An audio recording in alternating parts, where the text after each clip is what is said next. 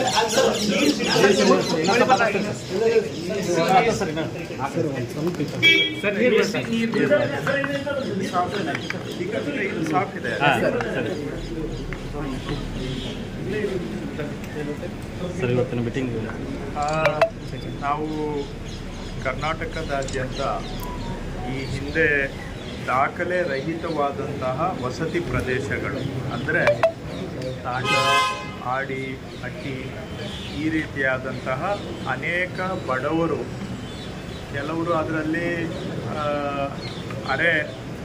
ಅಲೆಮಾರಿ ಜೀವನ ಮಾಡ್ತಕ್ಕಂಥವರು, ಇವರೆಲ್ಲ ಸಮಾಜದ ಅತ್ಯಂತ ಬಡ ಜನ. ಅವರು ವಾಸ ಮಾಡ್ತಕ್ಕಂಥ ಪ್ರದೇಶಗಳು ಮೊದಲಿನಿಂದಲೂ ಕೂಡ ದಾಖಲೆ ರಹಿತವಾಗಿ ಬಂದಿದ್ದಾವೆ. ಅಂದರೆ ಅದಕ್ಕೆ ಗ್ರಾಮದ ಸ್ಥಾನಮಾನವೂ ಇರಲಿಲ್ಲ, ಅವರ ಮನೆಗಳಿಗೆ ದಾಖಲೆಗಳು ಇರಲಿಲ್ಲ. ಸೊ ಇದನ್ನು ಸಮಸ್ಯೆಯನ್ನು ಮನಗಂಡು ಹೋದ ಬಾರಿ ಕಾಂಗ್ರೆಸ್ ಸರ್ಕಾರ ಇದ್ದಾಗ ಇದಕ್ಕೆ ಶಾಶ್ವತ ಪರಿಹಾರ ಕೊಡಬೇಕು ಅಂತ ಇದಕ್ಕೆ ಒಂದು ಕಾನೂನನ್ನು ಮಾಡಿ ಇವುಗಳನ್ನು ಕಂದಾಯ ಗ್ರಾಮಗಳನ್ನಾಗಿ ಮಾಡಿ ಅಲ್ಲಿ ವಾಸ ಮಾಡ್ತಕ್ಕಂಥ ಜನಗಳಿಗೆ ಹಕ್ಕುಪತ್ರ ಕೊಡ್ತಕ್ಕಂಥ ಕಾನೂನನ್ನು ಕಾಂಗ್ರೆಸ್ ಸರ್ಕಾರ ಮಾಡಿ ಆರಂಭ ಮಾಡಿದ್ವಿ. ಮಧ್ಯದಲ್ಲಿ ಬಂದಂಥ BJP ಸರ್ಕಾರದವರು ಈ ಅಭಿಯಾನವನ್ನು ಮುಗಿಸ್ಲಿಲ್ಲ, ಏನೋ ಅರ್ಧಂಬರ್ಧ ಮಾಡಿ ಬಿಟ್ಟು. ಆದರೆ ಈಗ ಅದನ್ನು ಸಂಪೂರ್ಣ ಮುಗಿಸ್ಬೇಕು ಅಂತ ನಾವು ಕಾರ್ಯೋನ್ಮುಖರಾಗಿ ಕಳೆದ 2 ವರ್ಷದಿಂದ ಇದನ್ನು ರಾಜ್ಯಾದ್ಯಂತ ಬೆನ್ನು ಹತ್ತಿ ಸರ್ಕಾರ ಈ ಗ್ರಾಮಗಳಿಗೆ ಕಂದಾಯ ಗ್ರಾಮಗಳನ್ನಾಗಿ ಅವುಗಳನ್ನು ಅಪ್ಗ್ರೇಡ್ ಮೇಲ್ದರ್ಜೆಗೆ ಏರಿಸ್ತಕ್ಕಂಥದ್ದು ಮತ್ತು ಅಲ್ಲಿ ವಾಸ ಮಾಡ್ತಕ್ಕಂಥ ಜನಗಳಿಗೆ ಅವರ ಮನೆಗೆ ಹಕ್ಕುಪತ್ರವನ್ನು ಕೊಟ್ಟು ಅವರು ಯಾವ ಒಂದು ಅನಿಶ್ಚಿತತೆಯಲ್ಲಿ ಬದುಕ್ತಾ ಇದ್ದಾರೆ ಅದಕ್ಕೆ ನಿವಾರಣೆಯನ್ನು ಮಾಡಿ ಜೀವನದಲ್ಲಿ ಅವರಿಗೆ ನೆಮ್ಮದಿಯಿಂದ ಬದುಕ್ತಕ್ಕಂಥ ಒಂದು ನೆಮ್ಮದಿಯ ಗ್ಯಾರಂಟಿ ಕೊಡುವಂಥ ಪ್ರಯತ್ನವನ್ನು ನಾವು ಮಾಡ್ತಾ ಬಂದಿದ್ದೇವೆ. ಅದು ಬಿಜಾಪುರ ಜಿಲ್ಲೆಯಲ್ಲೂ ಕೂಡ ಇಂತಹ ಅನೇಕ ವಸತಿ ಪ್ರದೇಶಗಳು ಇರೋದ್ರಿಂದ ಈಗಾಗಲೇ ಸಾಕಷ್ಟು ಒಂದು 12,000 ಅಷ್ಟು ಈಗಾಗಲೇ ನಾವು ವಸತಿಗಳಿಗೆ ಅಂದರೆ ಮನೆಗಳಿಗೆ ಹಕ್ಕುಪತ್ರ ಕೊಡುವಂಥ ಕೆಲಸ ಮಾಡ್ತಾ ಇದ್ದೇವೆ. ಆದರೆ ಇನ್ನೂ ಉಳಿದಿರ್ತಕ್ಕಂಥ ಎಲ್ಲವನ್ನೂ ಕೂಡ ಈ ವರ್ಷದಲ್ಲಿ ಮುಗಿಸ್ಬೇಕು ಅನ್ನೋ ಗುರಿಯನ್ನು ಇಟ್ಕೊಂಡಿದ್ದೇವೆ. ರಾಜ್ಯಾದ್ಯಂತ ಇದನ್ನು ಮುಗಿಸ್ಬೇಕು, ಬಿಜಾಪುರ ಜಿಲ್ಲೆಯಲ್ಲೂ ಕೂಡ ಇದನ್ನು ಈ ವರ್ಷದಲ್ಲಿ ಸಂಪೂರ್ಣ ಅಭಿಯಾನವನ್ನು ಸಂಪೂರ್ಣಗೊಳಿಸಬೇಕು ಅನ್ನುವಂಥದ್ದು. ಎರಡನೇದು, ನಾವು ಈ ಕಂದಾಯ ಕಚೇರಿಗಳಲ್ಲಿ ಈ ಹಳೆ ದಾಖಲೆಗಳಿರ್ತವೆ, ಅವು ಸುಮಾರು 16 ವರ್ಷ 100 ವರ್ಷ ಹಳೆಯದೆಲ್ಲ ಇದ್ದಾವೆ, ಶಿಥಿಲವಾಗ್ತಾ ಇದ್ದಾವೆ, ಪುಡಿ ಆಗ್ತಾ ಇದ್ದಾವೆ. ಇನ್ನು ಕೆಲವು ಕಡೆ ಅದನ್ನು ಎತ್ತಿಟ್ಬಿಡ್ತಾರೆ, ಎಲ್ಲೋ ಒಂದು ಕಡೆ ಬೇಕಾದಾಗ ಜನರ ಕೈಗೆ ಸಿಗೋದಿಲ್ಲ. ಇನ್ನು ಕೆಲವು ಕಡೆ ಕಳೆದು ಹೋಗಿದ್ದಾವೆ, ಇನ್ನು ಕೆಲವು ಕಡೆ ಅವುಗಳನ್ನು ಫೋರ್ಜರಿ ಮಾಡುವುದು, ತಿದ್ದುವುದು, ಇಲ್ಲದೆ ಇರೋದನ್ನು ಸೇರಿಸುವುದು, ನಕಲು ಮಾಡುವಂಥದ್ದು ಎಲ್ಲ ನಡೆದಿದೆ. ಹಾಗೂ ಕೆಲವೊಂದು ಬಾರಿ ಜನಗಳ ಕೈಗೆ ಈ ದಾಖಲೆಗಳು ಸಿಗ್ತಾನೂ ಇಲ್ಲ. ಇದಕ್ಕೆಲ್ಲ ಒಂದು ಜನಪರ ಪರಿಹಾರ ಕೊಡಬೇಕು ಅಂತೇಳಿ ನಮ್ಮ ಇಲಾಖೆಯಲ್ಲಿ ಇರ್ತಕ್ಕಂಥ ಎಲ್ಲ ಮೂಲ ದಾಖಲೆಗಳು ಅವುಗಳನ್ನು ಗಣಕೀಕರಣ ಮಾಡ್ತಾ ಇದ್ದೇವೆ, ಸ್ಕ್ಯಾನಿಂಗ್ ಮಾಡ್ತಾ ಇದ್ದೇವೆ. ಆ ಕಾರ್ಯಕ್ರಮವನ್ನು ರಾಜ್ಯಾದ್ಯಂತ ಆರಂಭ ಮಾಡಿ ಈಗಾಗಲೇ ಸುಮಾರು 20 ಕೋಟಿ ಪುಟಗಳನ್ನು ನಾವು ಇಲ್ಲಿವರೆಗೂ ಗಣಕೀಕರಣ ಮಾಡಿದ್ದೇವೆ. ಇನ್ನೂ ಒಂದು 70 ಕೋಟಿ ಆಗಬೇಕು ಅಂತ ನಾವು ಅಂದಾಜು ಇಟ್ಕೊಂಡಿದ್ದೇವೆ. ಅದನ್ನು ಕೂಡ ಈ ವರ್ಷದಲ್ಲಿ ಮುಗಿಸುವಂತಹ ಗುರಿಯನ್ನು ಹೊಂದಿದ್ದೇವೆ. ಇದು ಮಾಡೋದ್ರಿಂದ ನಾಳೆ ದಿನ ಯಾವುದೂ ದಾಖಲೆ ಕಳೆದೋಗೋಕ್ಕೆ ಅವಕಾಶ ಇರಲ್ಲ, ಅಥವಾ ಎಲ್ಲೋ ಎತ್ತಿ ಇಡೋದಕ್ಕೆ ಅವಕಾಶ ಇರೋದಿಲ್ಲ, ನಕಲು ಫೋರ್ಜರಿ ಮಾಡೋಕ್ಕೆ ಅವಕಾಶ ಇರೋದಿಲ್ಲ. ಮತ್ತು ಜನ ಆನ್ಲೈನಲ್ಲಿ ಮನೆಯಲ್ಲಿ ಕೂತ್ಕೊಂಡೇ ಈ ದಾಖಲೆಗಳನ್ನು ನೋಡ್ಕೊಳ್ಬೋದು. ನೋಡ್ಕೊಳ್ಳೋದಷ್ಟೇ ಅಲ್ಲ, ಅವರಿಗೆ ಅಧಿಕೃತ ಪ್ರತಿ ಸರ್ಟಿಫೈಡ್ ಕಾಪಿ ಬೇಕಾದರೆ ಆನ್ಲೈನಲ್ಲೇ ಅಪ್ಲೈ ಮಾಡ್ಬೋದು. ಸೊ ಇಡೀ ನಮ್ಮ ಎಂಟೈರ್ ರೆಕಾರ್ಡ್ ರೂಮು ಅವರ ಫಿಂಗರ್ ಟಿಪ್ಸಲ್ಲಿ ಸಮರ್ಪಣೆ ಮಾಡುವಂಥದ್ದು ಮಾಡ್ತಾ ಇದ್ದೇವೆ. ಆ ಕಾರ್ಯಕ್ರಮ ಪ್ರಗತಿ ಪರಿಶೀಲನೆಯನ್ನು ಇಟ್ಕೊಂಡಿದ್ದೇವೆ. ಈ ವರ್ಷದಲ್ಲಿ ಮುಗಿಸ್ಬೇಕು ಅನ್ನೋ ಗುರಿ ಇಟ್ಕೊಂಡಿದ್ದೇವೆ.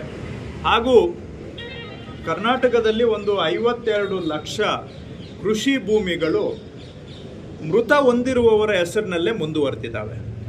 ಅವು ವಾರಸ ಬದಲಾವಣೆ ಆಗಿಲ್ಲ, ಪಾವತಿ ಆಗಿಲ್ಲ. ಸೊ ಇದು ಒಳ್ಳೆಯದಲ್ಲ.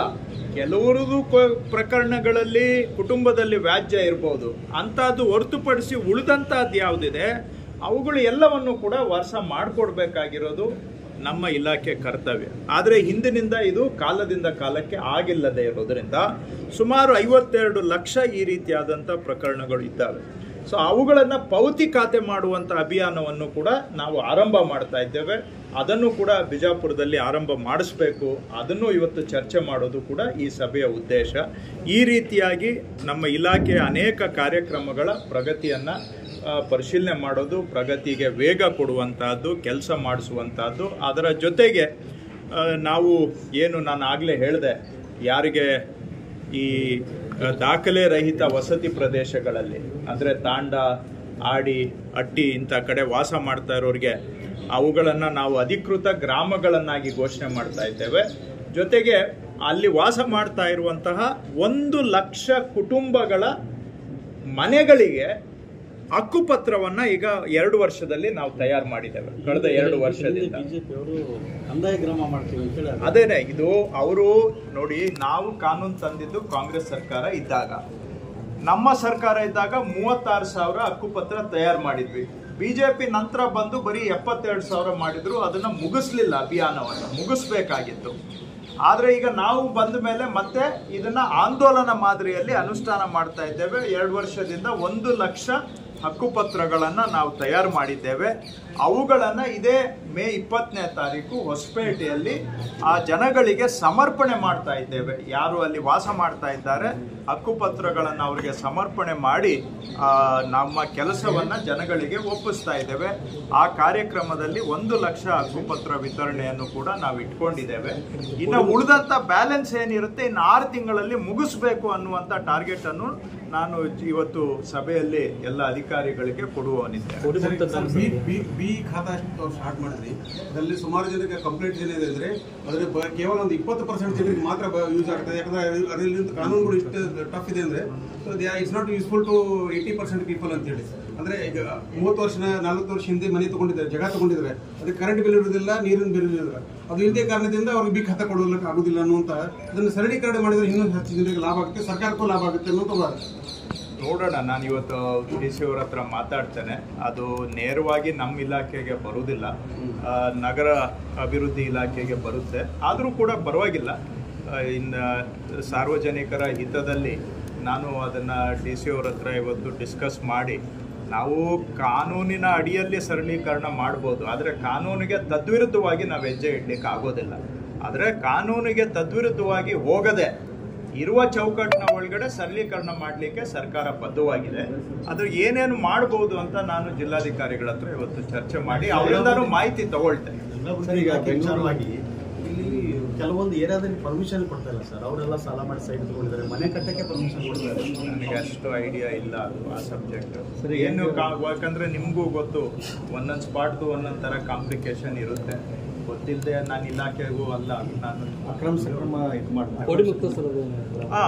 ಈಗ ಪೋಡಿ ಮುಕ್ತ ಗ್ರಾಮ ಅಭಿಯಾನವನ್ನು ಕೂಡ ಹೋದ ಕಾಂಗ್ರೆಸ್ ಸರ್ಕಾರದಲ್ಲಿ ನಾವು ಆರಂಭ ಮಾಡಿದ್ವಿ.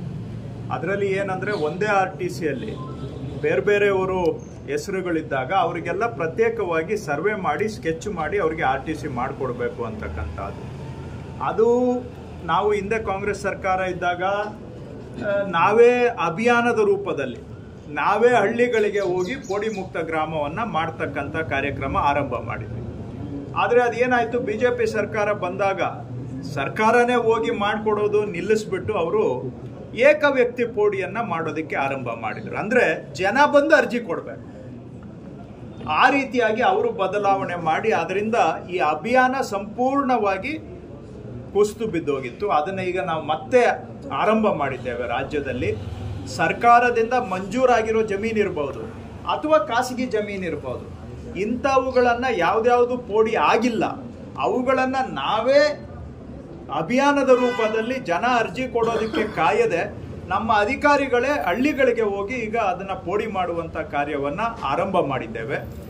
ಈಗ ಸರ್ಕಾರದಿಂದ ಮಂಜೂರಾಗಿರೋ ಜಮೀನು ತಗೊಂಡ್ರೆ ಆ ಕಳೆದ 5 ವರ್ಷದಲ್ಲಿ ಎಷ್ಟಾಗಿದೆ ಅಂದ್ರೆ ಬರೀ ಒಂದು 5,000 ಪ್ರಕರಣ ಮಾತ್ರ ಪೋಡಿ ಆಗಿತ್ತು.